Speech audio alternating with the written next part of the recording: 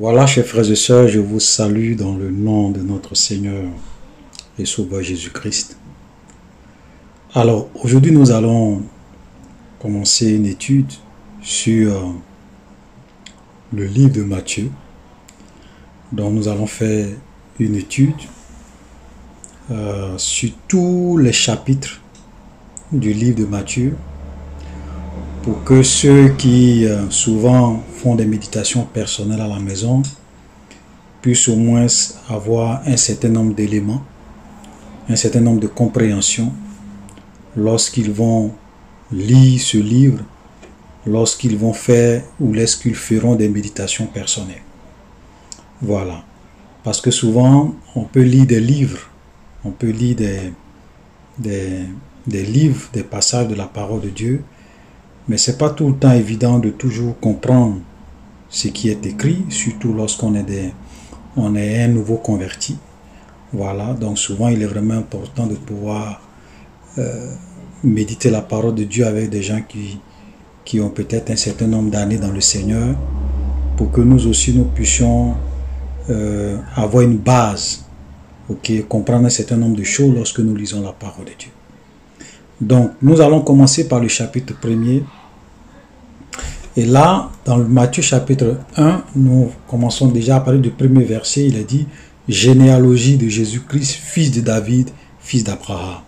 Donc, du verset 1er jusqu'au verset 17, nous voyons là la généalogie de Jésus-Christ, fils de David, fils d'Abraham. Donc, depuis Abraham jusqu'à Joseph, nous voyons décrit ici toute la généalogie de Jésus-Christ. Donc, je ne vais pas lire parce que ce sont des répétitions de noms. Donc, ce n'est pas évident qu'on puisse vraiment retenir tous ces noms. Personne ne peut d'ailleurs retenir tous ces noms. Mais ce que nous pouvons dire, c'est au niveau du verset 17, c'est qu'il y a donc 14 générations depuis Abraham jusqu'à David. Ensuite, 14 générations depuis David jusqu'à la déportation à Babylone, et 14 générations depuis la déportation à Babylone jusqu'à Christ. Voilà. Donc voilà, 14 générations jusqu'à Christ. Et donc, à partir du verset 18, voilà ce qu'il a dit.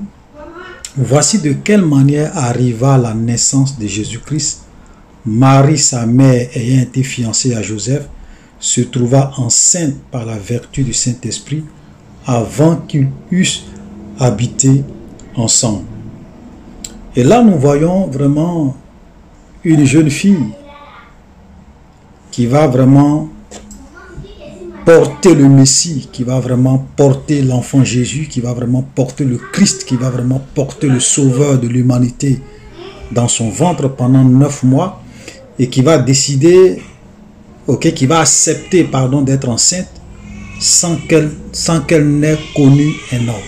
Et ça, c'était au risque de sa vie.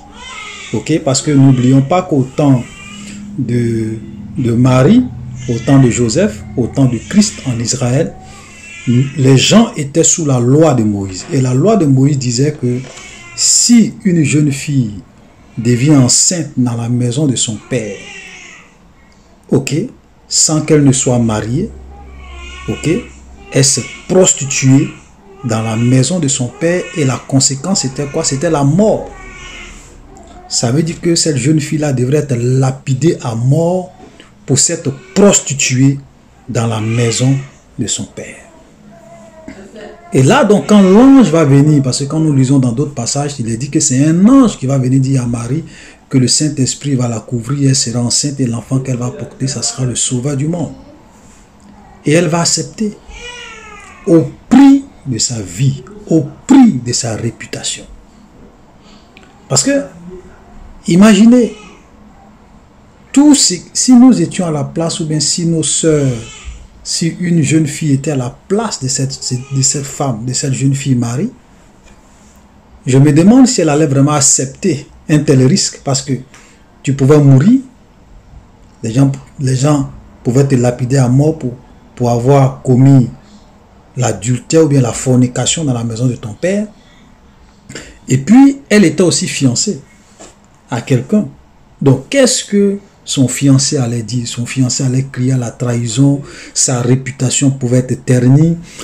Vous voyez, mais malgré cela, elle a décidé de prendre sa croix, elle a décidé de porter sa croix et d'obéir au Seigneur. Donc Marie était une femme vraiment exceptionnelle.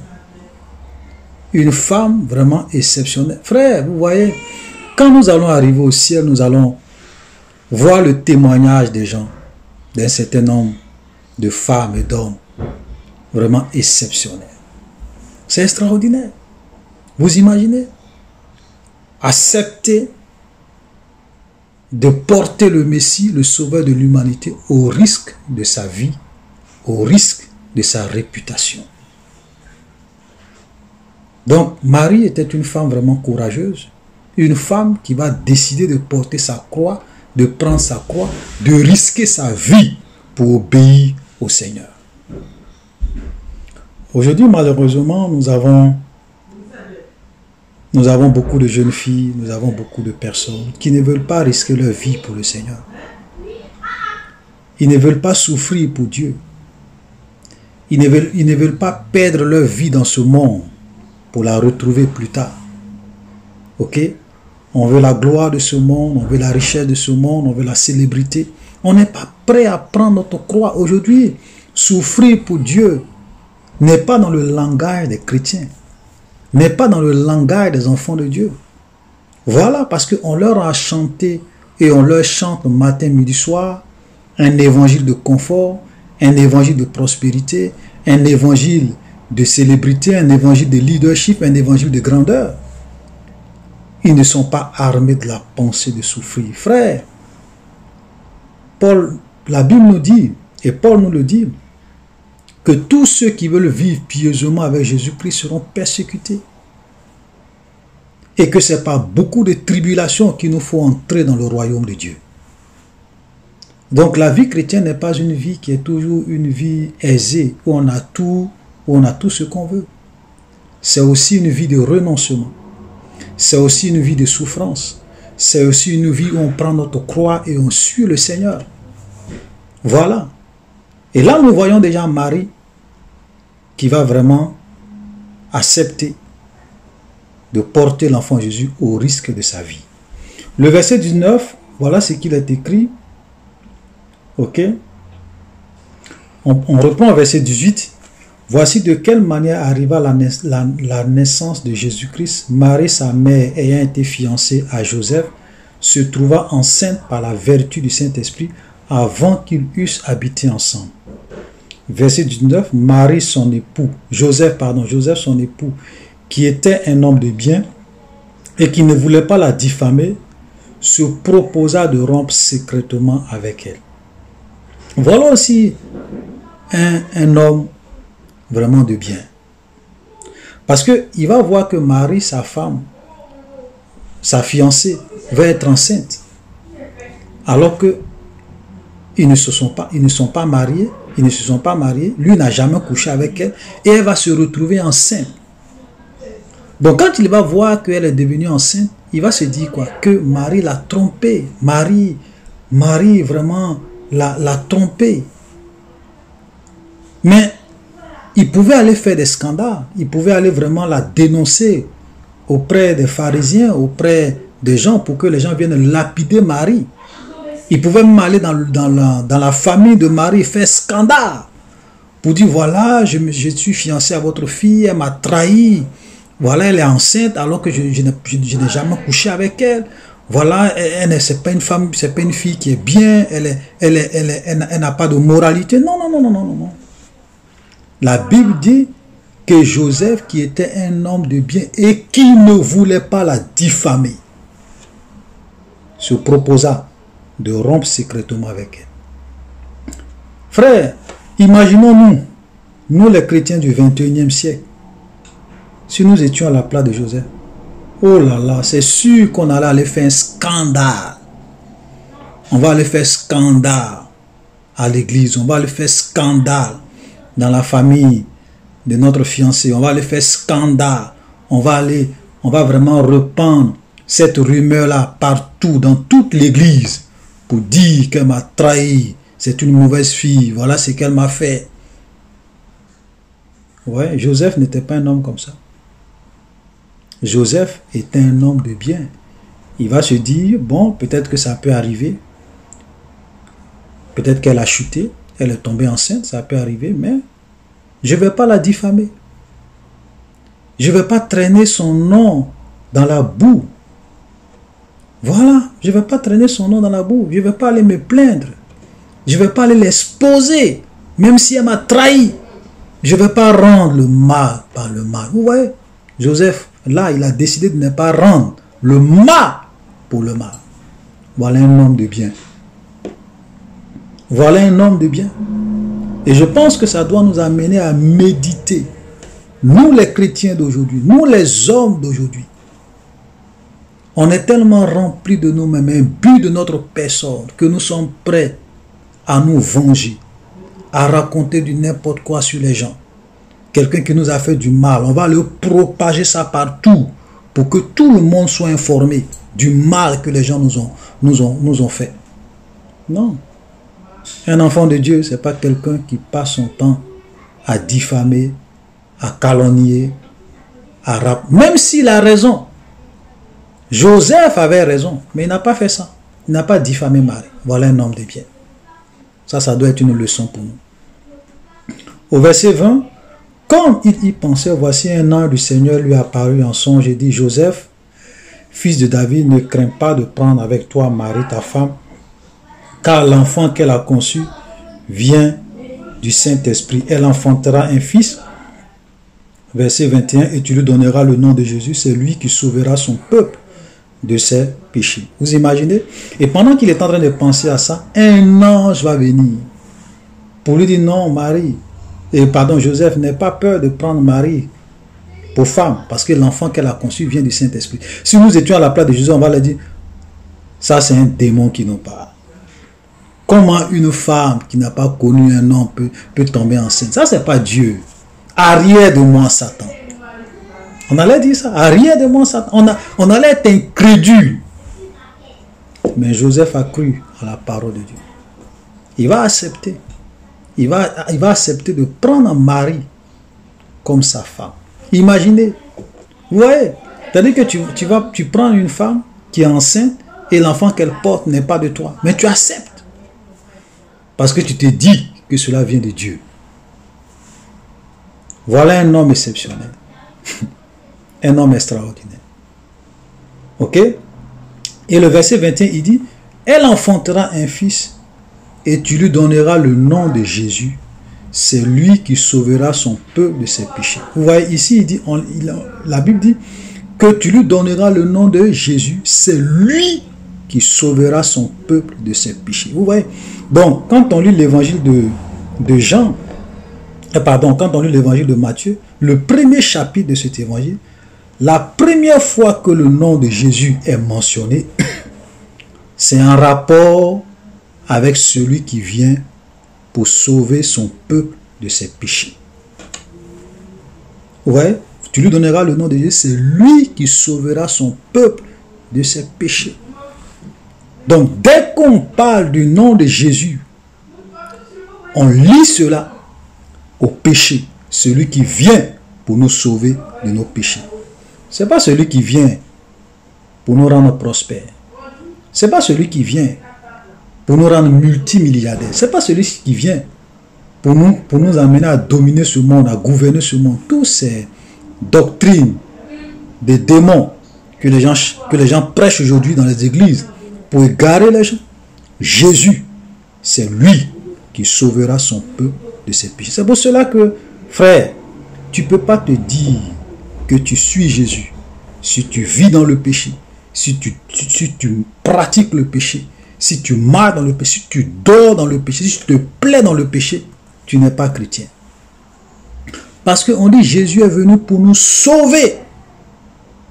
Il sauvera son peuple de ses péchés. Il est venu pour nous sauver de nos péchés. C'est sa mission. Voilà. Donc quand on dit sauver quelqu'un de ses péchés, c'est délivrer la personne de ses péchés, pardonner ses péchés, mais le délivrer. Quand on dit quelqu'un t'a sauvé de quelque chose, c'est qu'il t'a délivré de ces choses. Mais nous avons beaucoup de chrétiens aujourd'hui.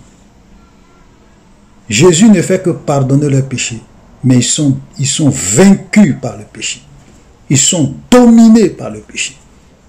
Frère, Jésus est venu pour nous sauver de nos péchés.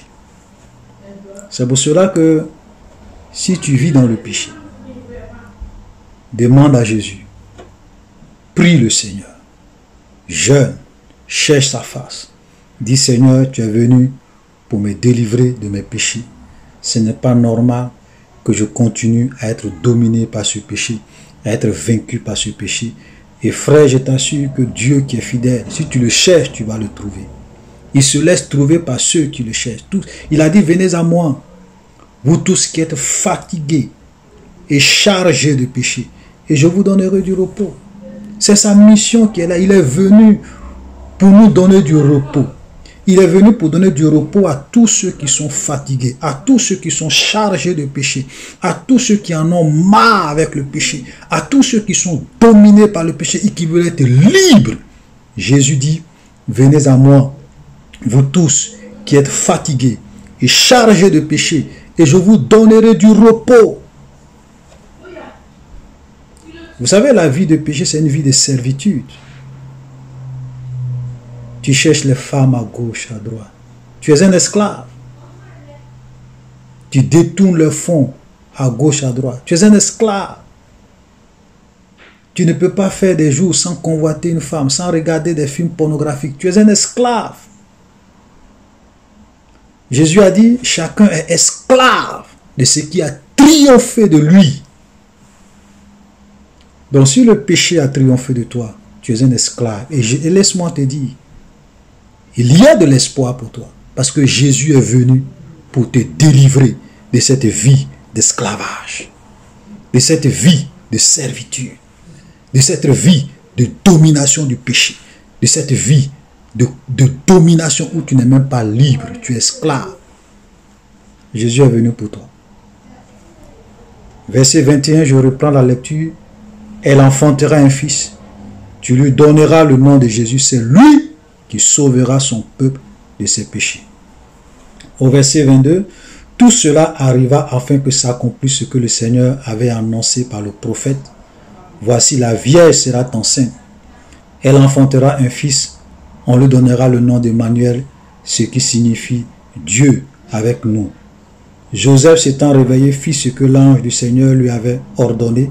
Il prit sa femme avec lui, mais il ne la connut point jusqu'à ce qu'elle eût enfanté un fils auquel il donna le nom de Jésus. Donc, ces versets que nous venons de lire nous montrent clairement que la naissance de Jésus, avait été déjà prophétisée. Ça avait été déjà prophétisé par plusieurs prophètes. Moïse avait prophétisé, Ésaïe avait prophétisé. Plusieurs grands prophètes de l'Ancien Testament avaient prophétisé la venue de ce Messie. C'est pour cela que la Bible dit au verset 22 que tout cela arriva afin que s'accomplisse ce que le Seigneur avait annoncé par le prophète. Et là, quand on dit prophète, on parle du prophète Ésaïe. Voici, la vierge sera enceinte, elle enfantera un fils et on lui donnera le nom d'Emmanuel, ce qui signifie Dieu avec nous. Donc Jésus-Christ était Dieu fait chair qui est venu habiter au milieu de nous pour nous délivrer, pour nous sauver de nos péchés. Voilà. Donc Jésus n'était pas n'importe qui. Il était la postérité qui avait été promise à la femme et qui devrait venir pour écraser la tête du serpent. Il était le sauveur qui devrait venir pour nous arracher du péché. Il était celui qui devrait venir pour nous libérer du péché, pour réellement sauver l'homme de la mort et lui donner la vie. Donc Jésus, vous allez voir que sa naissance, sa vie, sa mort, tout a été prophétisé. Alléluia. Donc, ça c'est le premier chapitre de Matthieu, chapitre 1. Nous allons enchaîner avec le chapitre 2. Voilà. Donc on va commencer, comme je l'ai dit, on va pas faire des vidéos de 2 heures, non, on va vraiment essayer en tout cas de faire des petites vidéos où on va essayer de parcourir ensemble le livre de Matthieu. Chapitre 2, pardon. Voilà ce qu'il est dit, verset 1. Jésus étant né à Bethléem en Judée, au temps du roi Hérode, voici des mages d'Orient arrivaient à Jérusalem et dit, où est le roi des Juifs qui vient de naître? Car nous avons vu son étoile et nous sommes venus pour l'adorer. Donc, nous voyons là que Jésus est né. Et quand il est né à Bethléem en Judée. Et il va voir des mages d'Orient qui vont se laisser conduire par cette étoile. L'étoile va les guider jusqu'en... Et ils vont arriver à Jérusalem. Et souvent, les gens voient ces mages comme étant des gens qui étudiaient les astres, qui étaient dans l'astrologie, qui étaient dans la divination. Frère, faites attention. Parce que quand on lit l'Ancien Testament, Dieu avait interdit à son peuple de faire des pronostics, d'aller consulter des gens qui font la divination, la magie, voilà, qui étudient les étoiles et tout. Non. Donc, il y avait une interdiction sur ça. Et donc, Dieu ne peut pas interdire ça. Et puis, permettre à ce que une étoile, qui est l'étoile de Jésus, puisse conduire ces mages-là, les guider, venir leur montrer où Jésus est né, où Jésus est. Non. Pour moi, ces mages d'Orient étaient des gens qui avaient la crainte de Dieu. Et le Seigneur vraiment voulait leur montrer que le sauveur de l'humanité est né, le sauveur de l'humanité est né, le sauveur du monde est né. Et il va permettre à ce que une étoile puisse les guider. Parce que c'était pas que, quand on lit dans le contexte, c'est pas qu'ils avaient fait des divinations, l'art divinatoire pour détecter l'étoile. Non. La Bible dit que l'étoile ça dit que c'est une étoile qui sera comme une boussole pour eux, qui va les conduire jusqu'au pays, jusqu'à la nation, jusqu'à la ville, ou même au lieu où le Messie est né. Vous comprenez? Il dit, nous avons vu son étoile. Et nous sommes venus pour l'adorer. Donc, ils ont vu l'étoile et l'étoile va les conduire. Et la preuve, et l'une des preuves qui prouve que c'est des gens qui craignaient Dieu, c'est que même après, quand Hérode va leur dire, bon, on va en arriver là, mais ce que je peux déjà dire, c'est que pour moi, c'est mon avis, pour moi, c'est mages d'Orient. Je ne crois pas que ça soit des gens qui sont dans la divination, dans l'étude des astres, dans l'étude qui était dans la magie, dans l'occultisme, je ne pense pas. Sinon, Dieu n'allait jamais permettre ça. Ok? Et donc, l'étoile va les guider. Et ils vont arriver à Jérusalem. Et quand ils vont arriver à Jérusalem, au lieu de continuer à suivre le chemin que l'étoile va leur montrer, ils se sont dit, mais nous sommes arrivés à Jérusalem, l'étoile nous a envoyés à Jérusalem, ok? Voilà. Mais où est-ce que le roi des Juifs peut naître si ce n'est pas dans la maison du roi? Voilà les raisonnements. Ça dit que ils ont laissé l'étoile qui les guidait. Ils se sont dit, nous sommes arrivés maintenant dans la ville. C'est que où est-ce qu'un roi peut naître si ce n'est pas dans la maison du roi? Donc ils vont aller chez le roi Hérode. Erreur grave et monumentale. Ok? Parce que regardez, le verset 3 nous dit, le roi Hérode ayant appris cela fut troublé et tout Jérusalem avec lui. Il assembla tous les principaux sacrificateurs et les scribes du peuple et il s'informa auprès d'eux où devait naître le Christ. Et il lui dit à Bethléem en Judée, car voici ce qui est écrit par le prophète. Et toi, Bethléem, terre de Juda, tu n'es certes pas la moindre entre les principales villes de Juda, car de toi sortira un chef qui paîtra Israël, mon peuple. Alors Hérode fut appelé en secret les mages et s'enquit soigneusement auprès d'eux depuis combien de temps l'étoile brillait. Puis il les envoya à Bethléem en disant, allez et prenez des informations exactes sur le petit, et Quand vous l'aurez trouvé, faites-le moi savoir, afin que j'aille aussi moi-même l'adorer. Donc là, ils vont aller chez Hérode, et ils vont dire à Hérode, mais nous sommes venus pour adorer le roi qui est né, parce qu'ils pensaient que le roi, c'était l'un des fils d'Hérode. Il est né dans la maison du roi. Et ils vont se rendre compte qu'en réalité, le roi dont ils ont vu l'étoile n'est pas né dans la maison du roi. Ce n'est pas un roi humain. Voilà. Ce n'est pas le fils d'Hérode. Et donc, ils vont se rendre compte qu'ils se sont trompés. Vous voyez, frère, si vous ne vous laissez pas conduire par l'Esprit de Dieu, vous allez commettre des erreurs graves. Si au lieu de vous laisser conduire par l'Esprit de Dieu, si vous vous laissez conduire par la chair, par votre raisonnement, par vos raisonnements mathématiques, vous allez commettre des erreurs graves. Comme ces mages. Parce qu'ils vont commettre des erreurs graves. Parce qu'à cause de cette erreur, on va voir plus tard que Hérode va envoyer des gens pour massacrer tous les enfants de Bethléem. Vous voyez? Donc, l'étoile vous a conduit jusqu'à Jérusalem. Pourquoi ne pas suivre l'étoile pour qu'il vous conduise exactement où se trouve l'enfant? Et vous vous êtes dit, ah, si c'est un roi et que nous sommes arrivés à Jérusalem, l'enfant ne peut être que dans la maison du roi, l'enfant ne peut être que dans la maison d'Hérode. Vous voyez? Frère, c'est extraordinaire la parole de Dieu. Et vous voyez, regardez, il y a quelque chose de vraiment fort ici. Voilà des scribes et des pharisiens qui attendaient le Messie. Voilà des gens qui disaient que eux ils attendaient le Messie. Et le Messie est né. Ils n'ont même pas su.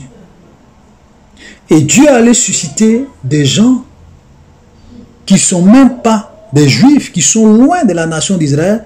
C'est à eux que Dieu va révéler que le Messie, le Sauveur du monde est né. Et c'est eux qui vont venir dire que nous avons vu l'étoile du Sauveur, nous sommes venus l'adorer. C'est maintenant, on va appeler maintenant les scribes et ils vont dire oui, comme on appelle, le Messie doit naître à Bethléem, voilà, ils vont commencer maintenant à faire référence à leur prophétie. Mais pourtant, ils avaient ces mêmes prophéties. Mais la prophétie s'est réalisée, ils ne savaient pas. Frère, vous pouvez être quelqu'un, vous pouvez être religieux. Vous pouvez penser que vous connaissez Dieu. Et des gens même que vous pensez qui ne connaissent pas Dieu, Dieu va se révéler à eux. Voyez-vous? Frère, nous sommes en train d'arriver à un temps où Dieu va se révéler à des gens. Ok? Pour prêcher sa parole. Des gens que vous ne connaissez pas, des jeunes gens que vous ne connaissez pas, des pasteurs que vous ne connaissez pas, des foyers que vous ne connaissez pas. Dans les temps de la fin, Dieu va susciter des gens de toutes parts pour prêcher sa parole. Vos grands pasteurs qui ont la Torah, qui ont la Bible, qui sont des théologiens, qui ont tout, qui ont des doctorats, ils ont les Écritures. Mais Dieu va les bypasser. C'est-à-dire que Dieu va les dépasser pour aller susciter des gens que vous ne connaissez pas pour vous prêcher la vérité. Parce que eux, ils refusent de vous prêcher la vérité, de vous prêcher la sainteté, de vous prêcher la pureté. Ils sont dans l'évangile de la prospérité, du leadership. Ils sont en train de endormir le peuple de Dieu pendant que les temps deviennent mauvais, pendant que les puissants des ténèbres sont déchaînés. Au lieu de préparer l'époux du Christ, au lieu de préparer l'église au retour du Seigneur, ils sont là pour vous parler de mariage, de prospérité, de bénédiction, de voyage, de succès, de leadership. Et c'est exactement ce qui s'est passé, ça, c'est ce que nous voyons.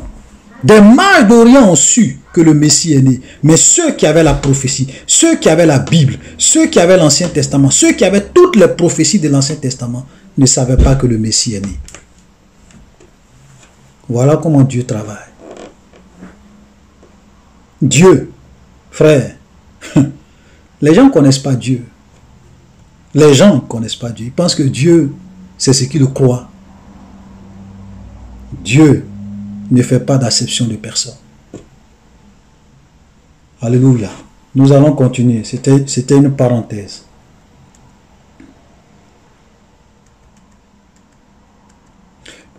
verset 8, verset 9, pardon. Après avoir entendu le roi, il partit, et voici l'étoile qu'ils avaient vue en Orient marchait devant eux jusqu'à ce qu'étant arrivé au-dessus de l'enfant, ou au-dessus, voilà, jusqu'à ce qu'étant arrivé au-dessus du lieu où était l'enfant, elle s'arrêta. Vous voyez, donc l'étoile les a guidés depuis le départ. Ils sont arrivés à Jérusalem, ils pensaient que c'était dans la maison du roi, ils sont partis, ils se sont trompés. Et quand ils sont sortis, l'étoile maintenant était là, donc l'étoile maintenant va les conduire jusqu'au lieu où était véritablement l'enfant Jésus. Donc ils n'avaient même pas besoin d'aller chez Hérode. Il suffisait simplement qu'ils puissent suivre l'étoile et ils allaient trouver là où l'enfant Jésus était. Voilà, vous voyez. C'est pour cela que souvent la Bible nous dit que nous devons marcher par l'esprit, non pas par la chair. Parce que si tu veux marcher par la chair, par ton raisonnement, par la logique humaine, souvent tu vas beaucoup te tromper. Alléluia. Et quand il eut aperçu le toit, il fut saisi d'une très grande joie. Il entrait dans la maison, vit le petit enfant avec Marie sa mère, se prosternait et l'adorait. Il ouvrit ensuite le trésor et lui offrit en présent de l'or, de l'encens et de la myrrhe. Donc voilà, donc ils sont maintenant rentrés dans la maison, ils vont voir l'enfant et sa mère, ils vont se prosterner et ils vont l'adorer. Ça veut dire que même l'enfant, étant déjà enfant, il savait qui était cet enfant. Parce que seul Dieu mérite l'adoration. Seul Dieu mérite l'adoration. Mais regarde, la Bible dit, ils vont se prosterner et ils vont adorer l'enfant.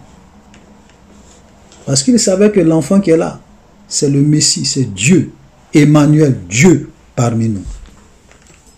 Voilà la vérité. Verset 12, puis divinement avertis en songe de ne pas retourner en Judée, ils regagnaient leur pays par un autre chemin. Voilà. Ce qui prouve que encore ce ne sont pas des mystiques. Voilà. Parce que là, divinement avertis en songe de ne pas retourner vers Hérode, ils ont regagné leur pays. C'est-à-dire que le Seigneur va leur dire, ne retournez plus, n'allez pas voir Hérode, parce qu'il n'a pas de bonnes intentions. Et ils vont obéir. Si c'était des agents du diable, des serviteurs de Satan, des mystiques, ils allaient faire ce que leur maître Satan leur dit. Allez-y dire à Hérode, Hérode va venir tuer l'enfant. Non. C'est des gens qui craignaient Dieu. Voilà. Ce sont des gens qui craignaient Dieu. Alléluia. Verset 12. Lorsqu'il fut parti, voici un ange du Seigneur apparut en songe à Joseph et dit, lève-toi, prends le petit enfant et sa mère, fuis en Égypte et reste-y jusqu'à ce que je te parle, car Hérode cherchera le petit enfant pour le faire périr. Voilà. Donc il dit Hérode. Donc là, vous voyez, ça dit que tant que vous êtes dans le plan de Dieu,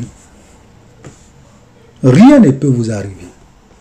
Dieu est le maître des temps et des circonstances. Ça dit que voilà, même là, vous voyez, parce que Dieu savait que Hérode plus tard allait envoyer des gens pour venir tuer les enfants. Donc, l'ange va venir avertir Joseph pour lui dire, prends le petit enfant et fuis en Égypte. Voilà. Dieu est le maître des temps et des circonstances. Rien n'arrive à ceux qui craignent Dieu sans la volonté de Dieu. Impossible. Parce que Dieu voit dans le présent, il voit dans le futur. Il voit ce qui va arriver dans 10 ans, dans 20 ans, dans 5 ans, dans une semaine, dans un mois. Rien n'arrive dans la vie de ceux qui craignent Dieu sans que le Seigneur ne le permette. C'est pour cela que la Bible dit que toute chose concourt au bien de ceux qui aiment Dieu. Voilà. Joseph se leva, verset 14, prit le petit enfant et sa mère et se retira en Égypte. Il y resta jusqu'à la mort d'Hérode afin que s'accomplisse ce que le Seigneur avait annoncé par le prophète. J'ai appelé mon fils hors d'Égypte. Vous voyez? Ça veut dire que tout ça, c'était un accomplissement des prophéties, des prophètes qui avaient prophétisé ces choses des siècles et des siècles et des siècles, avant même que le Messie ne naisse. Alors Hérode, voyant qu'il avait été joué par les mages, se mit dans une grande colère. Il envoya tuer tous les enfants de 2 ans et au-dessus qui étaient à Bethléem et dans tout son territoire selon la date dont il s'était soigneusement acquis auprès des mages. Alors s'accomplit ce qui avait été annoncé par le prophète. On a entendu des cris à Rama, des pleurs, de grandes lamentations. Rachel pleure ses enfants et n'a pas voulu être consolée parce qu'ils ne sont plus. Voilà. Vous voyez? À cause du pouvoir. Parce qu'il va se sentir menacé. Il va sentir son pouvoir menacé. Parce qu'on lui a dit qu'il y a un roi qui est né. Il va dire, mais moi je suis le roi. S'il y a un autre roi qui est né, c'est que ce roi-là va venir me renverser. Vous comprenez? Donc, qu'est-ce qu'il va faire? Il va envoyer, comme il était le roi, il avait l'armée, il avait des soldats, il va envoyer des gens pour aller tuer tous les enfants. Tous les enfants. Vous imaginez? Tous les enfants de 2 ans et au-dessous. Il va les tuer tous. Un massacre, un génocide. Toute une génération. À cause du pouvoir. Frère, vous voyez comment c'est grave. Quand vous êtes assoiffé de pouvoir, quand vous aimez les choses de ce monde, vous aimez la gloire de ce monde, vous aimez la richesse de ce monde, voilà ce que vous êtes prêt à faire. Massacrer des gens, des enfants, à cause de ton trône. Quand Hérode fut mort, voici un ange du Seigneur apparut en songe à Joseph en Égypte et dit, lève-toi, prends le petit enfant et sa mère et va dans le pays d'Israël, car ceux qui en voulaient à la vie du petit sont morts. Joseph se leva, prit le petit enfant et sa mère et alla dans le pays d'Israël. Mais ayant appris qu'Archélaus régnait sur la Judée à la place d'Hérode son père, il le craignit, désirant et divinement averti en songe, il se retira dans le territoire de la Galilée. Il vint demeurer dans une ville appelée Nazareth, afin que s'accomplisse ce qui avait été annoncé par les prophètes, il sera appelé Nazaréen. Voilà. Donc Hérode est mort, Joseph va prendre l'enfant pour l'envoyer en Israël. Et même nous voyons que, même arrivé en Israël, il va se retirer dans le territoire de Galilée et il va venir demeurer dans une ville qu'on appelait Nazareth. Et ça là, pourquoi? Et la Bible dit, afin que s'accomplisse ce qui avait été annoncé par les prophètes, il sera appelé Nazaréen. Ça veut dire que toute la vie de Jésus était une succession d'accomplissement des prophéties bibliques. Tout, il en est en Égypte, c'était l'accomplissement d'une prophétie. Il est venu en Israël, il est resté comme on appelle, en Nazareth. Tout ça, c'était un accomplissement des prophéties bibliques. Alléluia. Voilà, chers frères et sœurs, nous allons nous arrêter là pour le chapitre 1 et le chapitre 2 que nous avons médité ensemble. Et donc, pour les prochaines fois, nous allons voir le chapitre 4, le chapitre 3 et si possible le chapitre 4. Shalom et que le Seigneur vous bénisse.